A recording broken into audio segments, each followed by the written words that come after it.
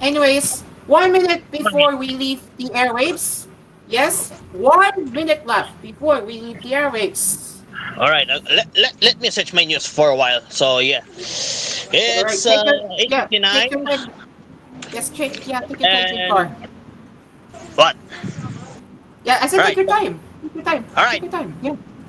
Sige, so it's now exactly 8:59 and stand by for koolNews Prime Time and let us per now end the show. So go ahead. Thank you very much. Thank you very much, dream car. Well, what a roller coaster right here on the Astros Cafe for the final hour of, I'm sorry, the last hour of Astros Cafe for today's episode. So yeah, that is indeed it for Astros Cafe tonight. Thank you very much for joining our cafe. And to our usual listeners, we will be back again tomorrow at the same time, same station, Same station. where we will cover some gaming headlines right here. And yes, Yeah. stay tuned, guys. I will be back again tomorrow. So yeah, hopefully Same the time, weather will same be good station. by then. From And all of us now, here, and now from all of coming us up here next at is Cool News Cool Prime Time FM, with Dream Card. Till tomorrow, I'm Cairo along with Dream Card Karaoke, and the cafe is from all of now us here at closed. We will see you Asper's tomorrow. Cafe, Bye the bye. cafe is now closed. Good night. Stand by for koolNews Prime Time. Right. Asper's Cafe is produced by TGON Entertainment. Dave Cardenas is speaking.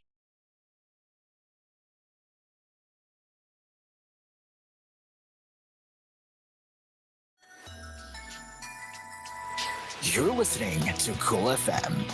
Cool FM is a TVH Group of Networks radio station. Sondo's greatest hits are here. 9:01 in the evening.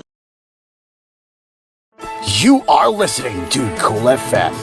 Live from Cool Studios. This is Cool News Prime Time.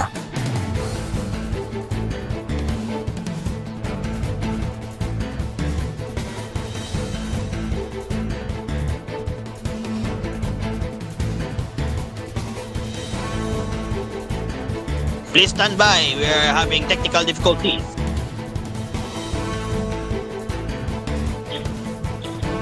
Alright, it's now back. Okay, it's now back. So it's 9:01 and good evening and welcome from the headquarters of Cool FM. I'm Dim Kakaroke. This is Cool News Prime Time and continuing the coverage of Tropical Storm Christine.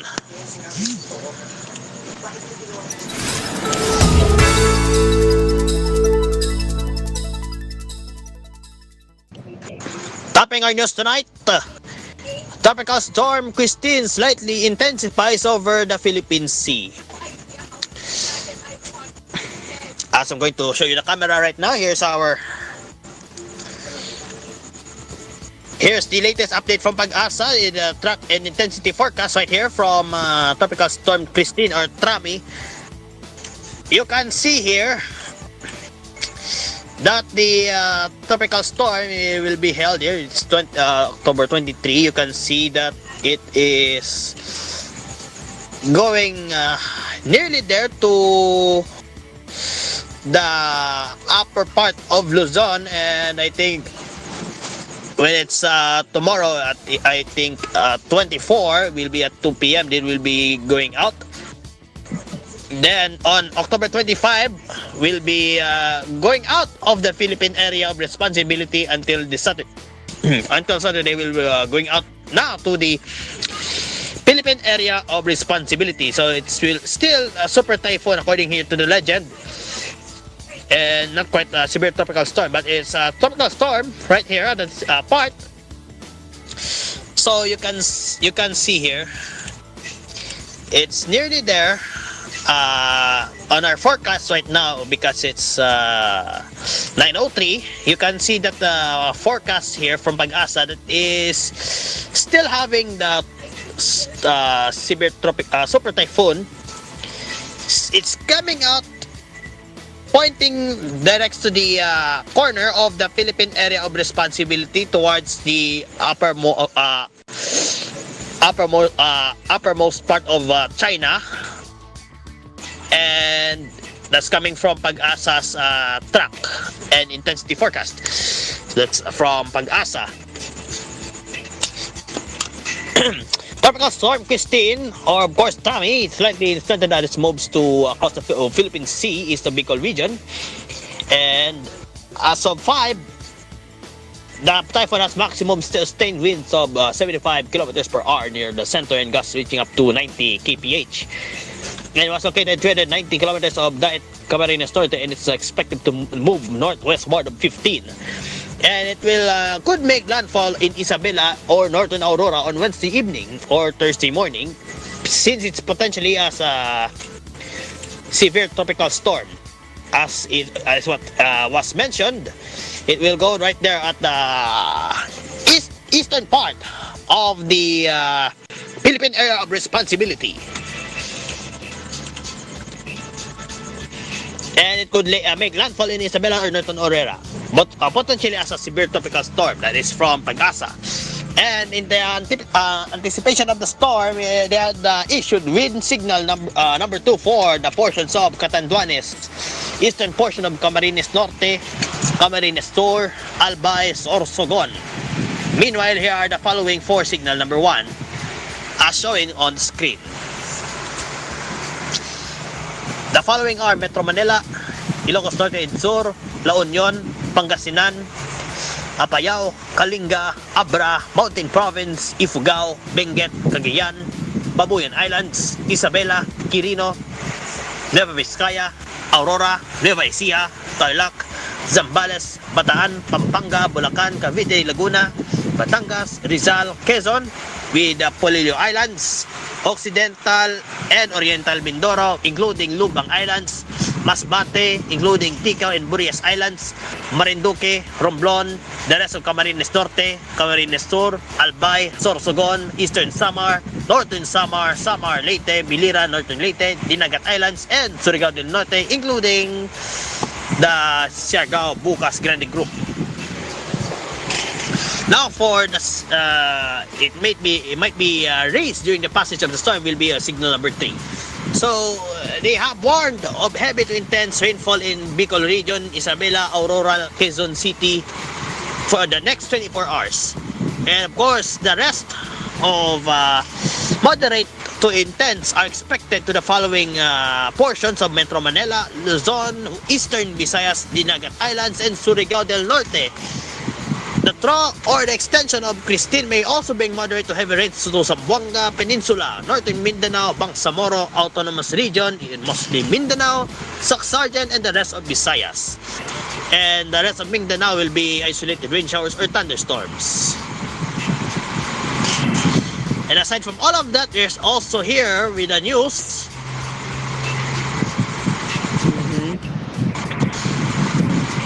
Also here from the news, walang pasok, Malacanang suspends classes in Bicol for tomorrow.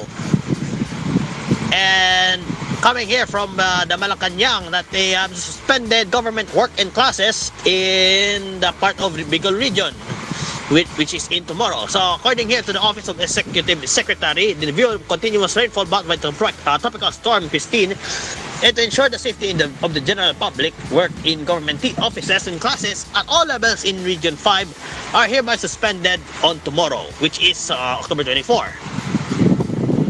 However, it is 7 agencies involved in the basic and health services, disaster and calamity preparedness, response to disasters and calamities, and the performance of other vital services shall continue with their operations.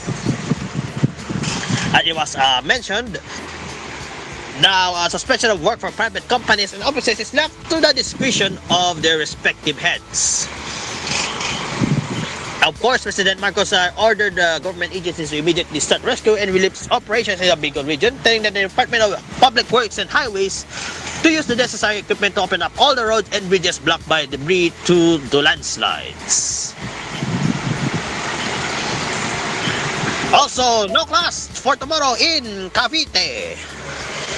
Classes at all levels remain suspended in the province on Thursday, and due to the intermittent weather caused by severe tropical storm Christine. Here's coming from Governor Atina Tolentino, announcement, walang pasok po bukas, which is tomorrow. And the rest of the provinces, 7 agencies involved in the basic and health services, disaster and calamity preparedness, response to disasters and calamities, and the rest of Mindanao will be isolated rain showers or thunderstorms. manatili po tayong alerto. Huwag po natin kalimutan kumustahin ang ating mga mahal sa buhay at ating mga alagang hayop. And that's coming from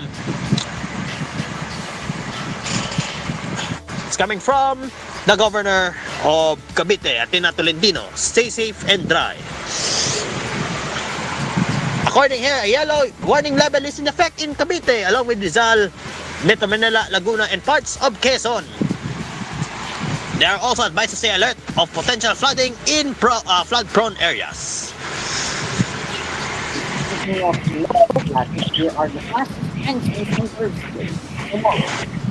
Here are the Aurora, Bicol Region, Batangas, Cavite, October 25, Laguna, and parts of Lumpan, Salto, Paete.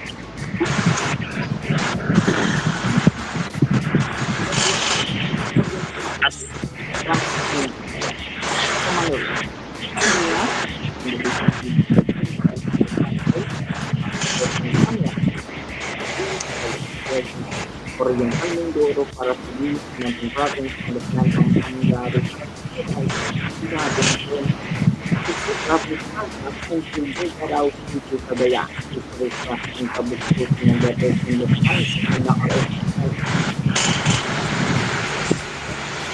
All right, so hold on. I'm going to go to the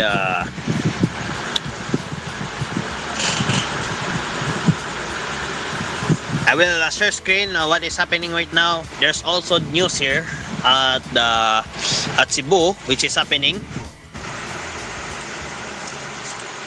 What is happening here in Cebu?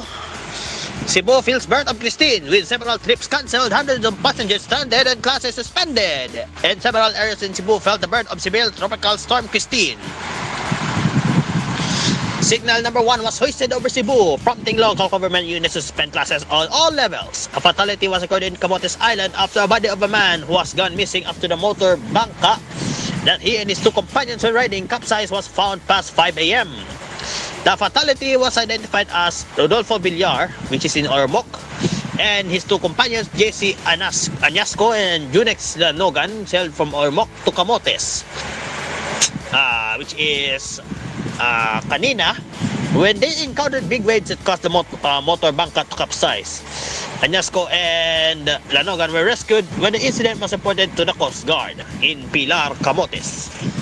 Yeah, they sought assistance from his counterpart in Ormoc, but Villar was not immediately found. Vice Mayor Dondon Hontiveros issued EO or executive order suspending all classes. And while Mayor Raymond Garcia is an official business trip, issued a separate EO on Wednesday announcing that they will remain suspended and to adopt alternative modes in instruction such as online learning or modular materials. Several LGUs across Cebu, including the chartered cities of Mandaue, Bogo, Carcar, Danao, Naga, Talisay, and Toledo, also suspended classes. According to Coast Guard Central Visayas, 68 vessels and 221 rolling cargos were stranded on Wednesday. Total of 496 passengers were also stranded after sea trips were cancelled. Meanwhile, there's more walang klase is coming from Malabon. This one's coming from the announcement from Mayor Jeannie Sandoval, and that said that all public and private schools will all have no class for tomorrow. Meanwhile, from the Quezon City government, citywide class suspension for all levels, both public and private schools. And now here's our emergency numbers are the following. For the Quezon City helpline, it's 122. That's 122. For the Malabon Command Center are the following. 8-921-6009. That's 8-921-6009. Or 8-921-6029. That's 921-6029. Or this one, for our viewers who are using their smartphones, 0942-3729-891. That's 0942-3729-891. or 0919-062-5588. That's 0919-062-5588. Or for that text MDS 0917-8898-657. That's 0917-8898-657. Coming right up for more news with together here with Marcos Del Prado with more news coming right up as koolNews Primetime will return up to these words. It's now 9:14. We're right back on koolNews.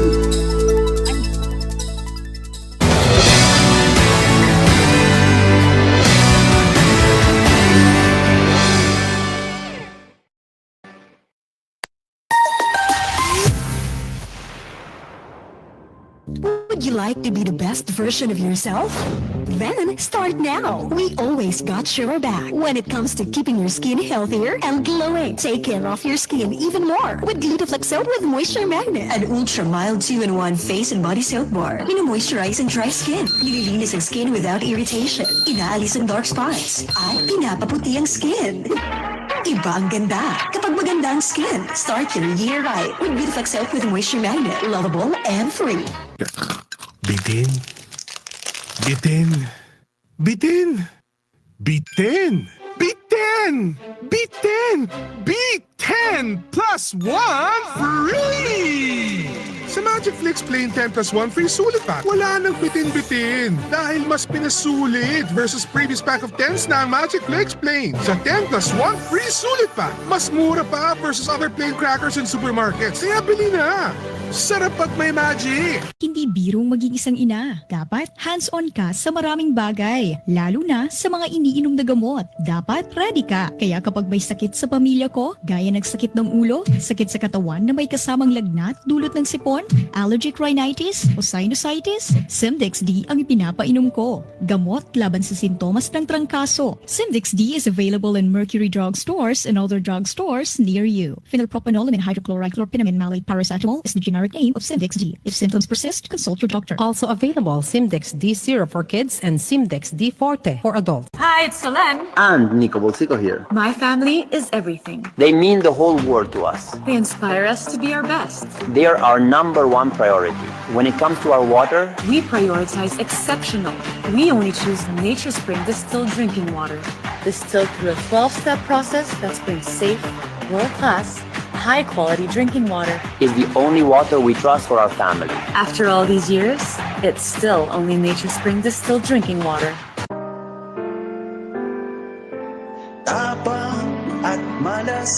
Ang malasakit ay binibigay sa mga taong nangangailangan. Kailangan bukal sa kalooban ng pagtulong. Pagbigay ng kung anong meron pa. Nang kaya mo. Ang malasakit, magsasakripisyo ka. Ang pagtulong ay walang pinipiling oras. Kagaya ni Mr. Malasakit, Senator Bongo, bisyo ang magserbisyo. Ang Chicken Joy is na ang pinakamasarap bigger na. Best tasting na, our biggest pa. Ito ang Chicken Joy, yes. Best tasting na, our biggest pa. Ito ang Chicken Joy, yes.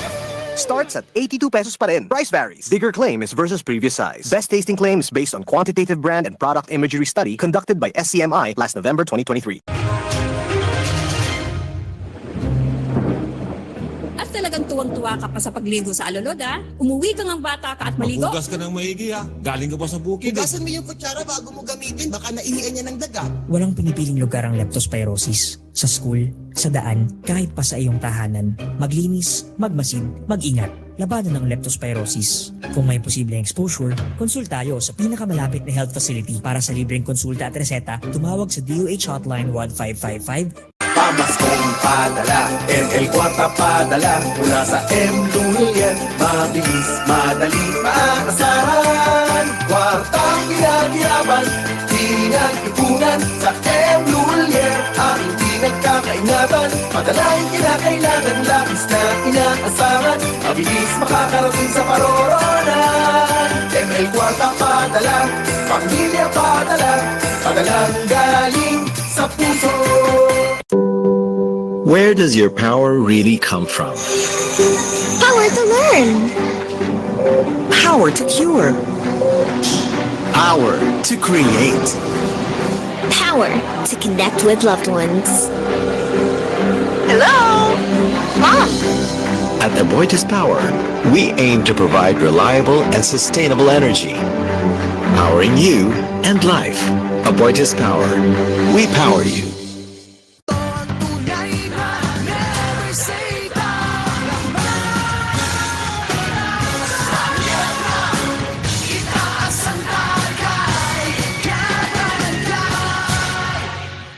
Responsibly. Api ka pa sa batas. Huwag kang mag-alala, may lapid law na magtatanggol sa iyo mula kay Senador Lito Lapid. Ito ang Republic Act 9999 o ang Free Legal Assistance Law para sa mga walang abogado. Kahit na sinong lawyer ay pwede mong kunin ng libre dahil pwede nilang ikalta sa tax nila ang charge nila sa kaso mo. Kasi nga, isa lang sa inyo ang dapat bigyan ng Public Attorney's Office o PAO ng abogado na kalaban mo sa kaso. Sa Free Legal Assistance Law o ang Lapid Law, may abogado ka na agad. Lingkod Lapid para sa masang Pilipino. Senator Lito Lapid. Senator Lito Lapid. Si Camille, maamo, pero matapang. Siya'y bata pa, pero daming nagawa. Camille Villar, inangat ang kabuhayan. Subok ang pangalan, pananaw ay bago. Natural na tao. C-A-M-I-L-L-E Camille Villar po, samahan po ninyo ako sa bagong bukas. Camille Villar, bagong boses, bagong bukas. This is a paid advertisement by Paolo Villar. Mas matindi na ang init at ulan ngayon, kaya dapat Elastosil na with Solastomer 3X formula. UV resistant, puno na flexible premium polymers. Matibay, 3 times sa tumatagal. Versus competing brand. Tag-init o tag-ulan, Elastosil mo yan. Pioneer, do it right.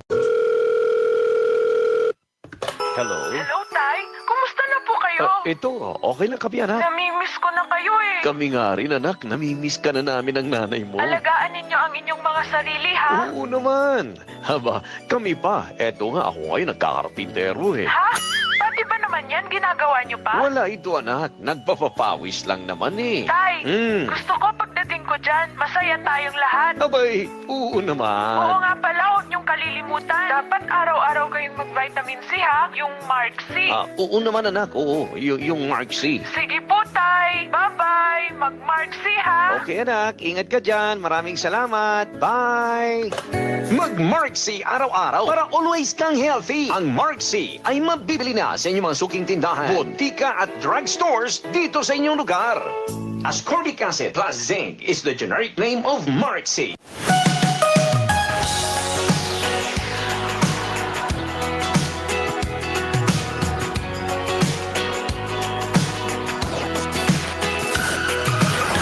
Feeling good while you work.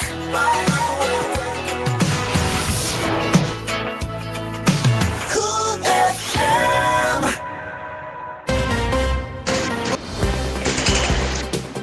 We now return. It's now 9:22. Now for more news, here's Marcos Del Prado Corrales. Oh, thank you, Dream Car. We will get to know more about this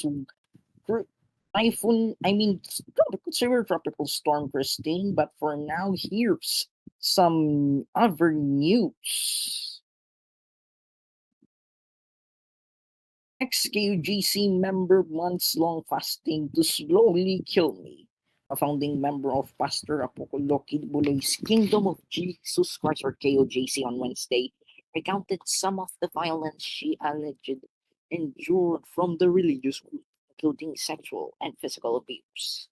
Facing Kibuloy himself at the Senate, Teresita Valdehuesa, who joined KOJC in the 1980s while she was just 17, narrated how she dedicated her life to the Davao City-based church. At the age of 17, I became a member of the church led by this man, Apollo C. Kibuloy, in 1980. In 1988, I made the difficult decision to dedicate my life to his ministry. This choice meant leaving behind my family, my career, and the person I once was. She told the Senate Committee on Women, which is leading to probe into Kibuloy's alleged abuses. Valdehueda said these were a sudden and significant promotion from my previous role. But Kibuloy and the KOJC leadership allegedly started to turn on her in the late 1990s. In the late 1999, Valdehuesa said she was subjected to two sets of dry fasting, which she believed were a form of punishment. The fasting they planned for me was beyond my imagination. It took me 7 months to suffer hunger and isolation in the mountain of Tamayong, Kalinan, Davao City. She said, adding they never questioned such order due to their loyalty to the church. It was very much form of a punishment, but it was disguised as spiritual discipline. But we would always consider it as our sanctification because we were always made to believe that we were sinners, and we do accept that we are sinners, so we had to go to fasting. Valdehueza eventually escaped the church in September 1999. Now we go on to the severe tropical storm. As worse yet to come, Marcos Jr. tells agencies to brace for more flooding. President Ferdinand Marcos Jr. on Wednesday ordered government agencies to prepare more widespread flooding ahead of Tropical Storm Christine's expected landfall tonight, as he noted that the worst of the storm's effects has yet to come. Marcos convened the National Disaster Risk Reduction and Management Council, or NDRMC, on Wednesday to coordinate the government's response to the typhoon, which has already brought unprecedented rains and catastrophic flooding to the Bicol region. Okay, it looks pretty clear that this one is more about the volume of water that is going to be dropped in the areas. And unfortunately, I think it would be prudent to consider that we are only beginning. This is just the beginning. I think it would be prudent to consider that we are only beginning. This is just the beginning. He said, we're expecting the same phenomenon that we have been. Wait a minute. I just lost again. Wait a minute. All right, we'll be back. We'll be back for you, Corrales, later. So let's continue our newscast here. Yeah. Okay, ulit. We are expecting the same phenomenon that we have been. And I have been. All of us have been noticing. Ang bilis mag-develop nung bagyo. It was just a low pressure area, and now look at pati the strength of it.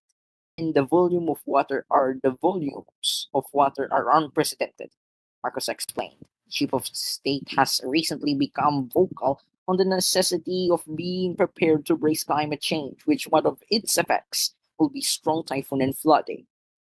It hasn't made landfall yet, so the worst is yet to come, I'm afraid, he added. Pag-asa forecast sees Typhoon Christine making landfall over Isabela, or northern Isabela, or northern Aurora by Wednesday night or early Thursday morning, and exiting the Philippine area's responsibility on Friday, October 25. For tomorrow, inaasahan natin na napakalakas na mga pagulan sa mga lalawigan ng Pangasinan, Zambales, and La Union. Samantala, heavy to intense rain in the rest of Ilocos regions, Car, and Bataan. While moderate to heavy rains tomorrow in Tarlac, Pampanga, Nueva Ecija, Bulacan, Metro Manila, Cavite, Batangas, and Occidental Mindoro. Pag-asa Administrator Nathaniel Servando said. Okay, let's continue the news in entertainment. Magpasika 2024. Pong ayon Darren Amy urge people to do good in magpasikat performance. Pong Navarro ayon Perez dan Espanto in Ami Perez or Team Vida give a dark but meaningful performance which encourages everyone to do good before it's too late for Magpasikat Week on its Showtime, which is now celebrating its 50th year. Aside from following time with our loved ones, the performance is also a wake-up call to give attention and give equal love to all members of the family. On Wednesday's episode of the ABS-CBN's Noontime Show, Team Vida opened their performance with a short story about accidents endangering lives of the Philippines. Navarro gave a dark, powerful dance performance. Ami also delivered an interpretive dance while Iron Perez did aerial stunts. For his first Magpasikat week, Espanto performed a dance number using a big metal ring. He also performed the song Sasakit. All right. Thank you very much, Del Prado Corrales. Continuing our news here, Slave for Pay scheme in Duterte drug war, clearly established Quadcom chairman. House Quad Committee co-chairman highlighted on Wednesday that they have clearly established the presence of cash reward system during the previous Duterte's administration's bloody war on drugs. After retired police coroner Edilberto Leonardo corroborated on Tuesday that PCSO General Manager Royina Garman's explosive testimonies to the alleged slave for pay scheme. Overall, Chairman Sugar del Norte 2nd District Representative Robert Ace Barbers and co-chairman Manila 6th District Representative Bienvenido Abate Jr. and Santa Rosa City District Representative Dan Fernandez believed that Leonardo's admission during Tuesday's marathon hearing represented a significant progress in their investigation in aid of legislation.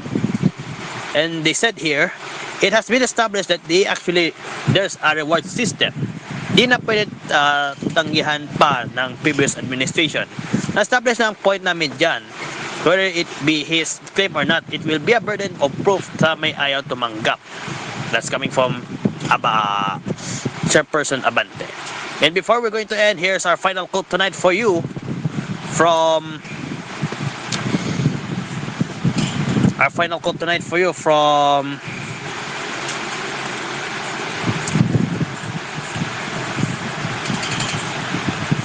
Lawrence Stern.